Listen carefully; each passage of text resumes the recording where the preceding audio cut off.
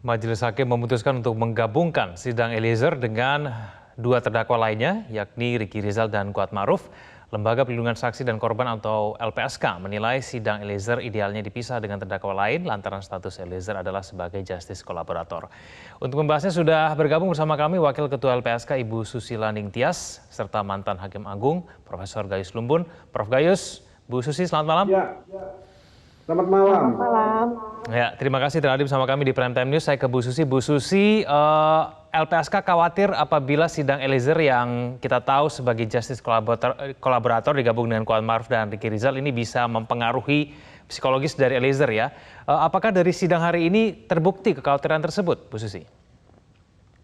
Hari ini sih tidak ya, tetapi kan ke depannya juga pasti banyak. Karena hari ini yang hadir memang bukan saksi-saksi yang berada di pihak Pak Ferdi Sambo gitu. Karena kebetulan saksi-saksi yang hadir saat ini tidak berhubungan dan yang justru tidak hadir adalah yang saksi-saksi yang berkaitan dengan Pak Ferdi Sambo. Malah hari ini ada beberapa kesaksian yang disampaikan oleh saksi-saksi yang hadir ya, ada 5 orang, itu justru mungkin menguatkan, ada beberapa statement mereka dan keterangan mereka menguatkan keterangan yang sudah disampaikan oleh Richard Eliezer dalam penyidikan sebelumnya. Ya, Bu Susi, tapi kalau nanti yang saksi-saksi dihadirkan memiliki peran signifikan dalam kasus ini, kekhawatirannya apa nanti kepada Eliezer sendiri? Yang pertama tentu dia tidak akan leluasa untuk menyampaikan keterangan dan informasi yang dia punya ya, karena pasti ini akan terpengaruh ya secara psikis ya. Apalagi kalau kemudian saksi-saksi tersebut kemudian memojokkan Richard gitu ya, dan itu kan pasti PR bagi Richard gitu ya. Nah ini kami sih berharap itu tidak terjadi, tidak membuat Richard down, tapi dalam beberapa pengalaman yang pernah dihadapi oleh LPSK dengan situasi yang seperti itu, saksi yang kami lindungi pasti terpengaruh secara psikis, baik itu terpengaruh dalam proses kemudian secara psikisnya, kemudian memberikan keterangan juga tidak leluasa, tidak nyaman, tidak mengungkapkan semuanya yang dia ketahui ya akhirnya, karena ada kekhawatiran yang mungkin didapat ketika bertemu dengan pihak-pihak yang dia lawan gitu ya, tersangka-tersangka lainnya yang selama ini dia lawan seperti itu, dan bisa saja ada intimidasi juga gitu, yang itu yang kita hindari selain intervensi secara psikis ya gitu. Oke, Prof. Gayus, aturan perlindungan saksi mengatakan seorang justice kolaborator dipisah dengan terdakwa lainnya. Apakah keputusan hakim yang memutuskan sidang Eliezer, Kuat Ma'ruf dan Ricky Rizal digabung ini adalah keputusan yang tepat, Prof? Idealnya memang dipisah, ya. Bahkan tidak saja kepada Jesse, tapi semua saksi itu harus bergantian, itu bunyi undang-undang, tidak bersama-sama atau ini. Tetapi saya melihat ini satu persidangan yang sudah dikemas dengan sangat baik ya. Saya pikir ini hakim punya kebijaksanaan yang tepat ya. Tentu ada hal seperti itu. Ini disebut sebagai persidangan yang progresif ini. Lebih kepada satu bentuk substansial yang lebih diutamakan daripada prosedural yang mengatur saksi harus masing-masing. Ini lebih substansial, artinya menggali yang sesungguh-sungguhnya kebenarannya material yang dicari. Jadi saya anggap ini tidak berimbas kepada kekhawatiran bahwa Eliezer akan bertemu dengan pihak yang tidak sama. Tapi itu justru kita bisa mengukur apakah predikat Jesse ini sudah tepat bagi Eliezer kalau dia tangguh dalam menghadapi semua persoalan. Harusnya seperti itu harapannya ya, dia tetap stay on ya pada apa yang dia yakini, yang dia alami secara sebenarnya. Ini nanti akan merupakan bentuk-bentuk reward ya, bentuk-bentuk kehormatan dia mendapat potongan. Kalau tidak, kan memang dia ini pelaksana ya, tanpa pelaksanaan tidak terjadi masalah ini. Prof, bagaimana kemudian bisa menggali kebenaran material itu dengan baik apabila kemudian 3 terdakwa ini digabungkan begitu? Tim kuasa hukum saja sudah mengeluh karena waktu yang mungkin tidak leluasa buat mereka untuk menanyakan, menggali informasi dari para saksi, Prof. Ketidakleluasaan itu bagi saya tidak common sense ya, tidak masuk akal alasan itu, karena apa yang terjadi kan juga di antara mereka saja, yang dimatikan juga antara mereka. Artinya ini sudah terjadi karakteristik seperti itu, jadi tidak ada rasa sungkan atau yang lain bagi pikiran saya, mohon maaf. Tetapi bagi saya, hakim itu untuk menjatuhkan putusannya sudah jelas. Kalau ingin dipakai pasal 340 misalnya, tidak perlu motif saat ini, motif bisa di belakang nanti, tapi sudah ada persiapan untuk melakukan sebuah rencana pembunuhan, dan ini berencana ya, dengan menghasut lain orang. Yang menolak itu baru ketemu Eliezer ini, dia patuh pada pimpinannya, mau melakukan dengan sempurna, artinya mau sesuai dengan apa yang diharapkan ya, tidak satu perintah.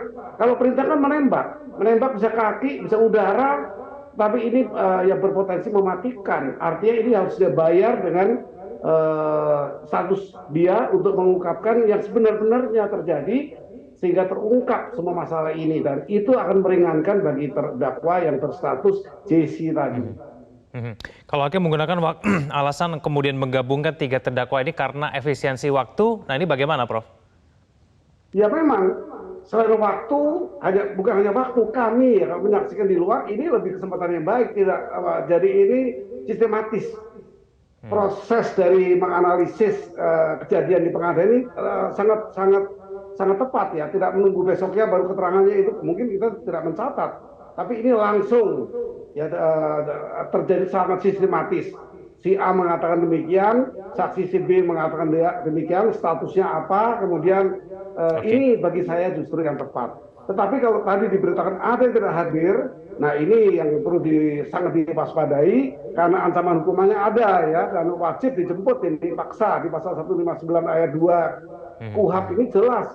Majelis bisa memerintahkan untuk jemput paksa sehingga dia bisa diperlukan untuk dudukan sebagai saksi. Jadi saksi itu bukan hak, saksi itu kewajiban. Ini harus hadir seperti itu. Kemudian kalau ada halangan, dicari siapa yang menghalang-halangi dengan bujukan, dengan tekanan, itu harus ditemukan. Mungkin kalau tidak dalam kesempatan sidang ini, karena sidang ini terbatas dakwaan. Di dakwaan itu tidak cukup luas. Hanya primernya 340, subsidiaritasnya 338. Hanya itu. Kemudian dikaitkan dengan obstruction of justice, menghalang-halangi, merintangi proses penegakan hukum. Hanya itu. Padahal di balik itu kan banyak sekali. Kalau mau soal motif itu belum ketemu, itu agenda berikutnya itu. Artinya bagi korban yang merasa difitnah, keluarganya sudah meninggal masih ditempatkan sebagai tersangka dugaan kekerasan seksual, itu tentu upaya-upaya hukum lainnya di luar dakwaan yang ada, karena tidak masuk di dakwaan. Hakim tidak punya kewenangan untuk menggali seluas itu. Oke, alasan efisiensi waktu yang digunakan hakim untuk menggabungkan sidang ketiga terdakwa ini diterima tidak oleh LPSK. Kita akan bahas itu saja. Pemirsa jangan kemana-mana, Pantau News akan kembali. Ya, intinya kalau kan ini ya, kami menghargai dan menghormati juga keputusan hakim ya, majelis hakim. Tentu putusan hakim ini untuk menggabungkan juga disertai dengan pertimbangan-pertimbangan yang matang.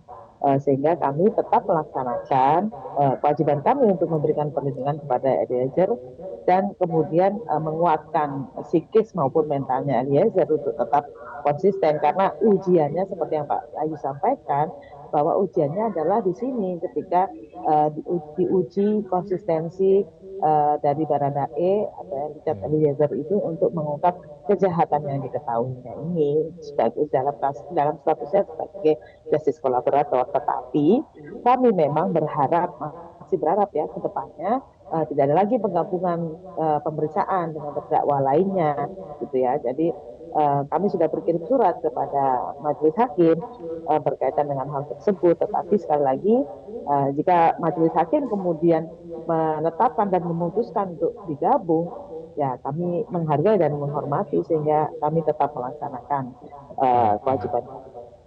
Dapat respon dari surat yang dikirimkan, Bu Susi? Belum ada, karena memang baru tadi ya.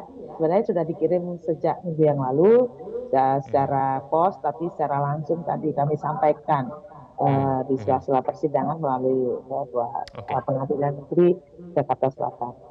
Baik, Bu Susi, keterangan-keterangan dari Eliezer seperti apa yang dikhawatirkan bisa saja tidak konsisten nantinya ketika mendapatkan pengaruh psikologis akibat sidang ini digabung?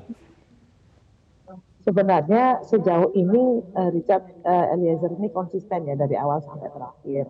Nah, memang ada beberapa perbedaan pada saat rekonstruksi ini yang saya baca ya secara pribadi, ada perbedaan keterangan yang disampaikan baik oleh Kuat Ma'ruf, Ricky Rizal maupun Richard Eliezer. Ini tidak berkesesuaian dengan keterangan Richard. Nah ini kemarin ini apa ya khawatirnya akan mempengaruhi kondisi mentalnya ya, kondisi emosinya gitu ya, karena perbedaan-perbedaan ini kan. Dan sampai terakhir pun bahkan sampai terakhir pun ada keterangan-keterangan saksi yang dari misalnya dari ART itu yang tidak berkesesuaian dengan yang diketahui maupun yang disampaikan oleh Richard Eliezer seperti itu.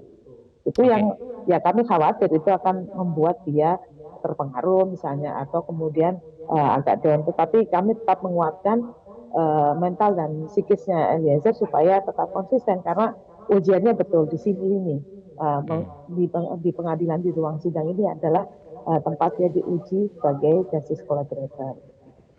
Baik, Prof. Gayus, bagaimana kemudian hakim bisa memastikan dan membuat kondisi persidangan ketika terdakwa ini digabung ada 3, tapi kemudian juga tetap bisa memberikan keleluasaan dan Eliezer sebagai justice kolaborator ini tidak terpengaruh psikologisnya begitu, tetap konsisten dengan pengakuannya sejak awal, Prof. Gayus?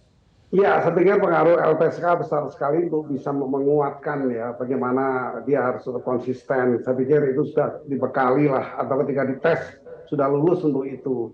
Kalau bagi pendapat saya, justru dengan digabung ini saya sebut tadi sistematis tampilannya, tidak terpenggal-penggal. Misalnya hari ini siapa Eliezer, besok baru Ma'ruf, misalnya Kuat Ma'ruf. Ini kan terpenggal sebenarnya. Bagi pengamat, bagi hakim sendiri juga memorinya akan terpenggal. Tapi kalau di hari bersama-sama, inilah saatnya kita melakukan satu kejadian yang sistematis. Itu kalau bagi saya sisi yang tidak diatur, sisi lain yang tidak diatur di KUHP ya, atau di ketentuan kekuasaan kehakiman. Ya, kita ada undang-undang tentang kekuasaan kehakiman yang mengatur juga hal-hal seperti keadaan persidangan. Tetapi tidak menyimpang, bahkan buat saya sebagai orang yang mengamati persidangan ini, lebih fokus karena dua itu menjadi satu tampilan yang sistematis, yang tersistem bersama-sama. Saya tidak usah mencatat kemarin itu kata Eliezer apa, hari ini kata Kuat Ma'ruf apa, itu kan saya berbeda waktu di situ. Ini sangat sistematis bagi saya, demikian juga kaitan dengan saksi yang lain.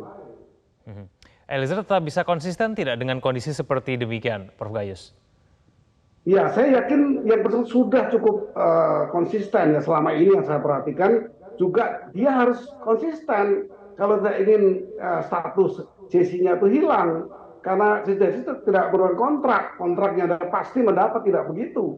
Dinilai apa yang dia bisa kerjasama dengan pengadilan, ini yang akan harus dia lakukan untuk tampil dengan tegar, sesuai dengan apa yang dialami walaupun berhadapan dengan orang yang berbeda, tidak masalah. Nanti kan hakim mempunyai penilaian persesuaian dengan alat bukti yang lain. Cukup satu lagi ditambah dengan kian hakim itu cukup untuk memutus perkara, tergantung isi dakwaannya. Jadi bagi saya apa yang diterangkan oleh Eliezer itu sangat mempunyai arti yang besar, ditambah dengan alat bukti yang lain yang sah menurut hukum sudah 2, maka hakim yakin dan hakim bisa memutus perkara itu. Sepertinya sangat simpel seperti itu. Baik, Bu Susi, dengan kondisi persidangan yang sepertinya akan tetap digabung di waktu yang akan datang, apa yang kemudian bisa dilakukan khususnya oleh Eliezer? Ya, yang pasti menguatkan mental ya dan psikisnya ya Eliezer. Dan yang kedua perlu dukungan dari banyak pihak, dari keluarganya, terus dari LPSK sendiri, dari kuasa hukum.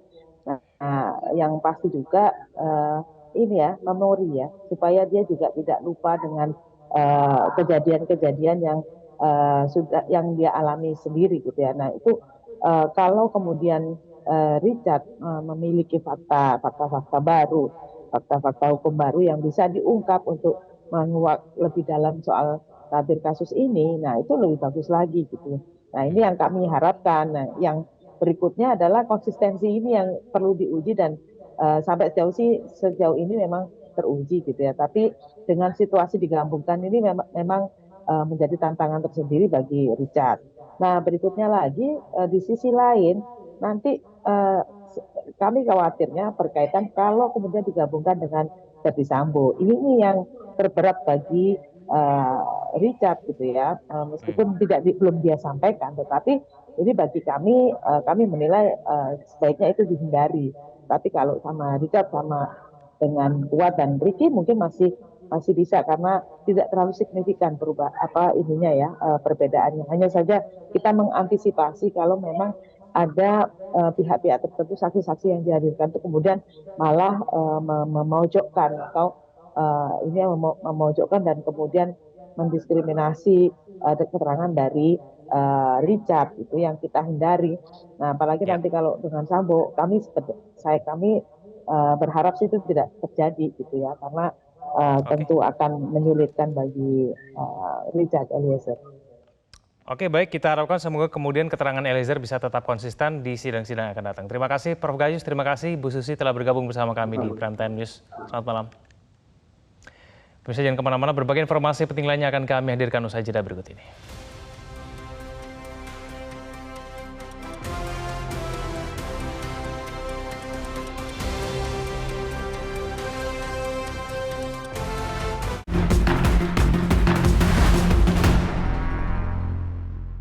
Dipersembahkan oleh